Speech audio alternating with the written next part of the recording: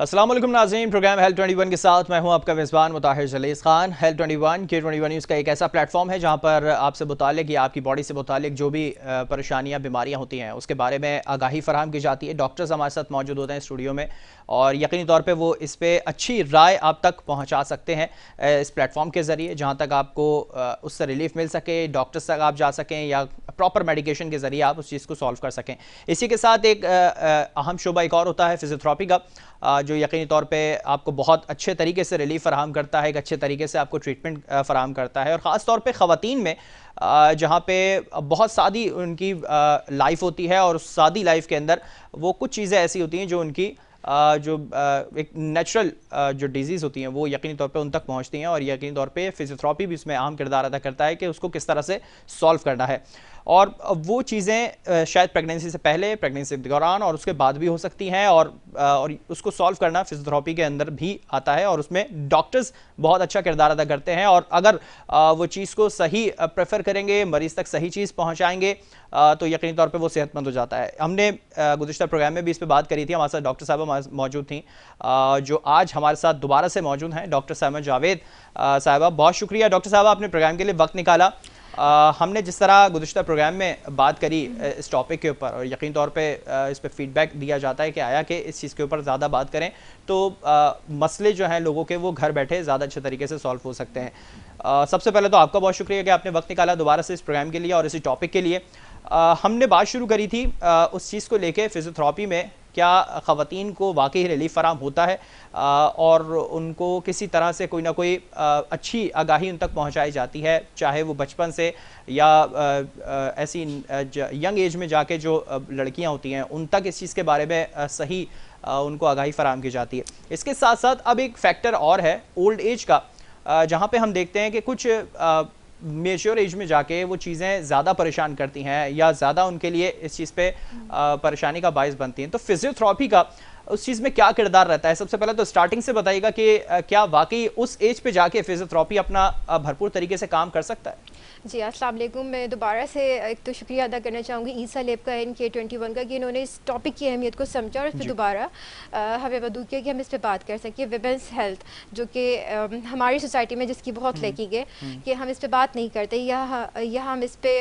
बात करना नहीं चाहते या इस पे काम नहीं करना चाहते, शर्मिंदगी की वजह से जो हम अक्सर देखते हैं कि घर के जो मर्द होते हैं वो भी नहीं जाने देते। बिल्कुल। अच्छा, हमारे पास ऐसी बहुत सारी ख़वातीन आती हैं जो कि खुद से ही कंप्लेन कर रही होती हैं कि आप समझा दें कि हमें लेकर आएँ। बिल्कुल ठीक है, उनको खुद जब पेन हो रहा होता है तो वो खुद हमसे ये कहती हैं कि आप हमारे घर वालों को समझा दें कि हमें दर्द है और हमें यहाँ ट्रीटमेंट के लिए लेकर आएँ, या उनको फ़ायदा होता है तो ये वो हमें नेक्स्ट सेशन के लिए खुद कहती हैं कि आप काउंसिल करें। अच्छा, हमने पहले प्रोग्राम में बात करी थी विमेंस हेल्थ से हमने स्टार्ट किया था और हमने कहा था कि प्रेगनेंसी में फिजियोथेरेपी या यंग एज में फिजियोथेरेपी जो है क्या इम्पोर्टेंस रखती है।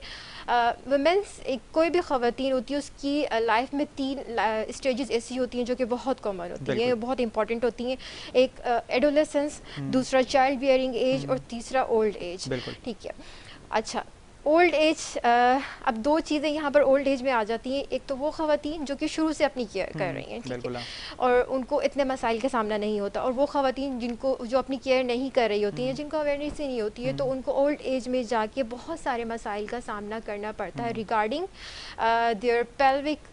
Floor health, regarding their bladder issues, regarding their musculoskeletal problems, joint pains etcetera. ये सारे जो है बहुत कॉमन हो जाते हैं, या फिर न्यूरोलॉजिकल कंडीशंस आ जाती हैं, या बहुत ज़्यादा अगर हम फ्रेलिटी की बात करें तो उनमें फ्रेलिटी आ जाती है, या फिर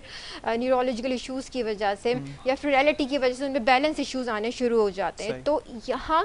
जेरिएट्रिक फिजियोथेरेपी बहुत इंपॉर्टेंट जो है वो अपना किरदार अदा कर रही होती है, क्योंकि हमारे पास ऐसे पेशेंट्स बहुत कॉमनली रेफ़र होते हैं कि जिनको फेयर ऑफ फॉल होता है, तो डॉक्टर रेफ़र करता है कि इनको इस तरह की बैलेंसिंग रिहेबिलिटेशन की तरफ लाया जाए कि जिससे ये अपनी बाकी लाइफ जो है वो विदाउट फेयर या नॉर्मल वे में जो है वो स्पेंड आउट कर सकें। अच्छा, ये तो वो प्रोसेस था कि जो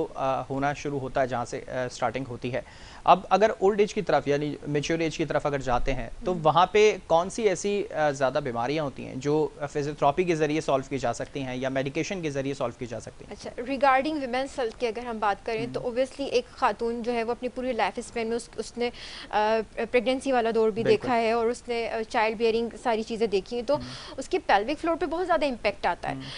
या कह लें कि उसकी जो मसल्स होते हैं अराउंड पेल्विक और ब्लेडर उन पे बहुत ज़्यादा इम्पेक्ट आता है, या तो उसकी वजह से जो कॉमन कंडीशंस हमारे पास आती हैं वो है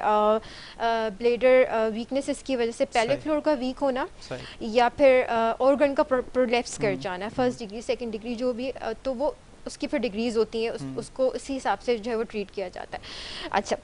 पेल्विक फ्लोर फिजियोथेरेपी जो है वो उनको कैसे मददगार होती है? एक तो ये कि जब भी हमारे पास पेशेंट डायग्नोज होकर आता है कि इसको पेल्विक फ्लोर प्रोलैप्स है या इसको ब्लेडर वीकनेसेस हैं,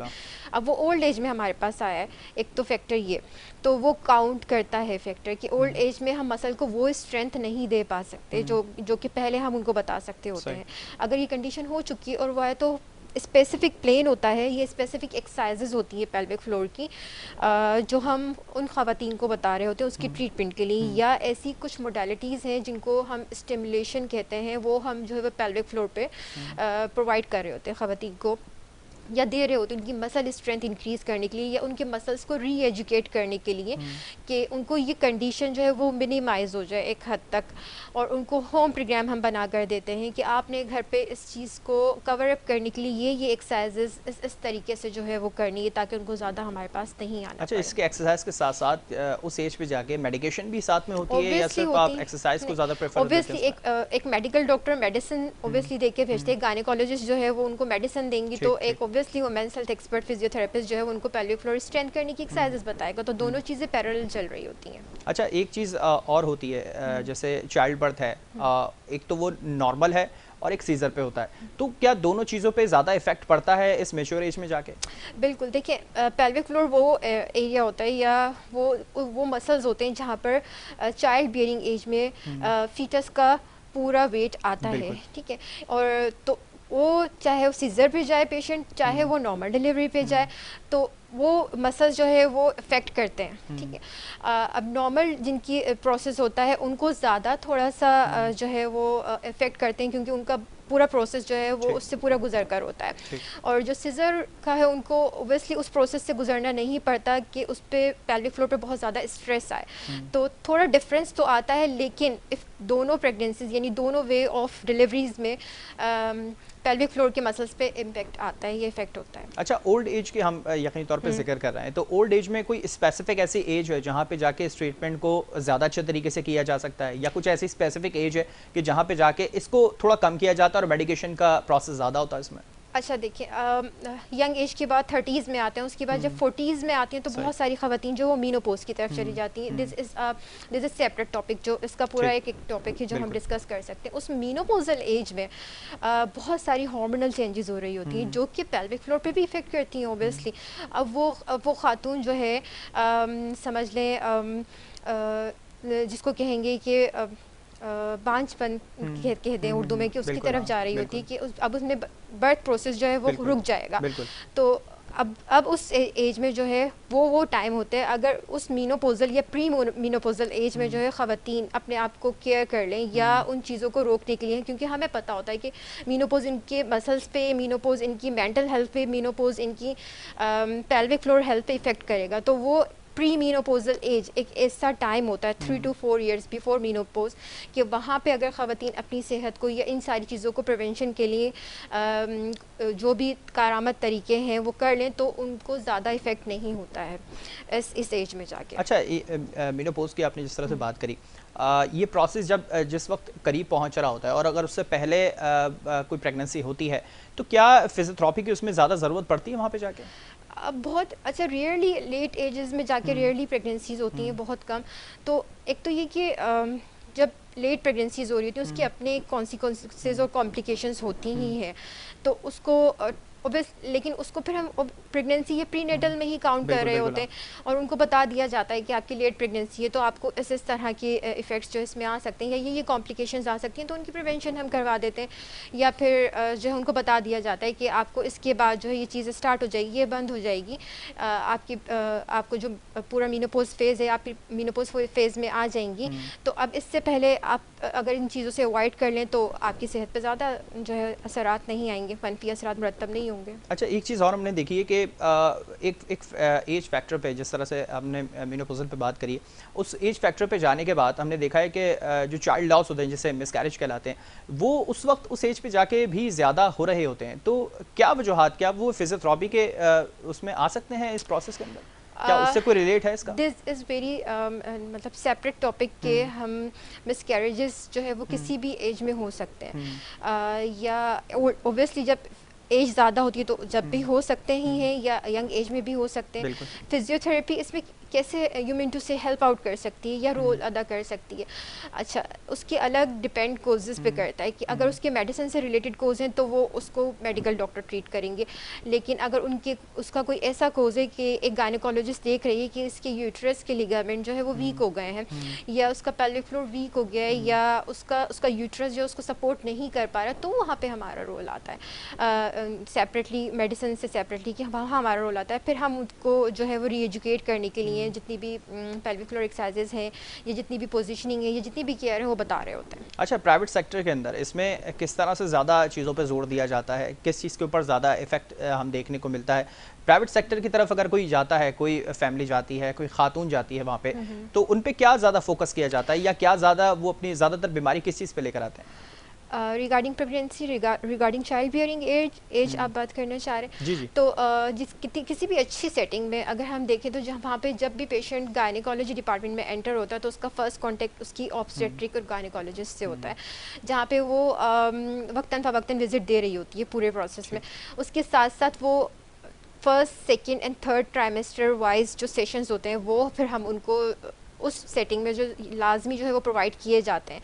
एक बात, पूरी क्लास या कह लें कि एंटीनेटल सेशन जो वो कंडक्ट किया जाता है जिसमें हस्बैंड और वाइफ दोनों इन्वॉल्व होते हैं, जिनको हम पूरा आगाही दे रहे होते हैं इस पूरी चीज़ के बारे में या हेल्थ के बारे में। तो हर अच्छी प्राइवेट सेटिंग में इस पर काम हो रहा है और वहाँ पे ये चीज़ जो है वो अवेलेबल है, पाकिस्तान में भी। अच्छा, पाकिस्तान में अवेलेबल है, मगर हमारे पास जो इस चीज़ का हम देखते हैं नंबर जो है वो ज़्यादा हमें नज़र आते हैं, जो आगाही जिन्हें हमें देनी है, जो हम देखते हैं शायद गाँव गोठ में जो ज़्यादातर होती है, वहाँ पे आगाही बहुत ज़्यादा ज़रूरी है। अच्छा, इस चीज़ को लेके एक पॉइंट और है कि एक एज पे जाके यानी मेच्योर एज पे जाके ख़वातीन के साथ ज़्यादा प्रॉब्लम होती है, उनकी बैकबोन की काफ़ी प्रॉब्लम होती है, और जब फिर कहते हैं कि बोन स्ट्रेच जो होती है वहाँ भी काफ़ी मसले मसाइल होते हैं। फिर उसके साथ साथ उनके पैरों में या उनके पाँव की जो हड्डियाँ होती हैं वो काफ़ी कमज़ोर हो जाती हैं इस चीज़ को लेके। तो क्या इसका कोई प्रोसेस या कोई मेडिकेशन, कोई थेरेपी है इसकी इसमें? देखिए जी, बिल्कुल। ओल्ड एज में जो कंडीशन आती है बोन्स के हवाले से वो होता है बोन डेंसिटी का कम हो जाना। ओबियसली वेयर एंड टियर पूरी लाइफ जो है हो रहा होता है, 30s तक जो है वो चीज़ें बन रही होती हैं। आफ्टर 30 जो है वो फिर उनका ब्रेक डाउन का प्रोसेस जो है वो ज़्यादा हो जाता है, और उनमें ज़्यादा होता है जो कि सेडेंट्री लाइफ स्टाइल, बोन के हवाले से बात करी, बोन हेल्थ के हवाले से, इन ओल्ड एज जिनकी सेडेंट्री लाइफ स्टाइल होती है कि सारा दिन बैठे रहे, कोई एक्टिविटी नहीं है या फिज़िकल फिटनेस नहीं है, तो उनमें वेयर एंड टियर में टियर का एलिमेंट जो है वो हाई हो जाता है। सही, तो वो ओस्टियोप्रोसिस की तरफ चली जाती हैं, या फिर ओस्टियोपीनिया की, या बोन डेंसिटी जिसे आम लफ्ज़ों में कहें कि हड्डियों का गूदा जो है वो कम होने लग जाता है। तो वो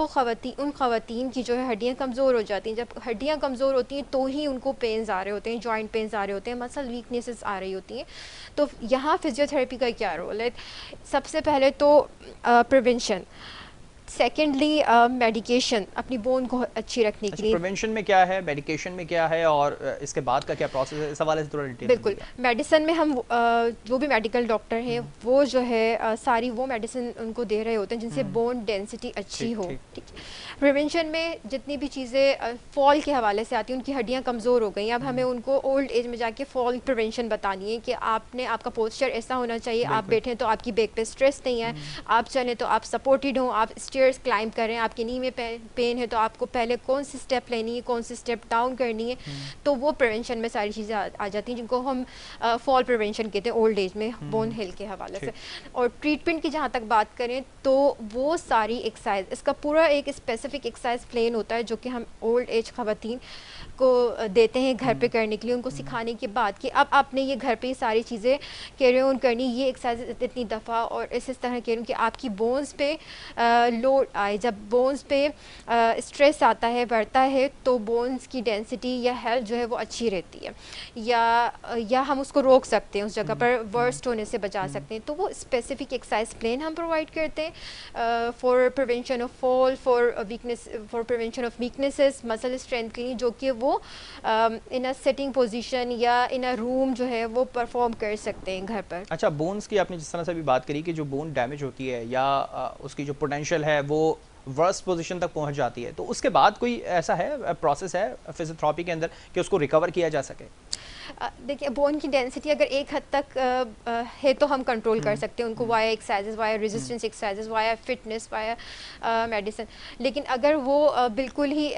ओस्टियोप्रोसिस की तरफ चली गई हैं, बिल्कुल हड्डियाँ कमज़ोर हो गई हैं,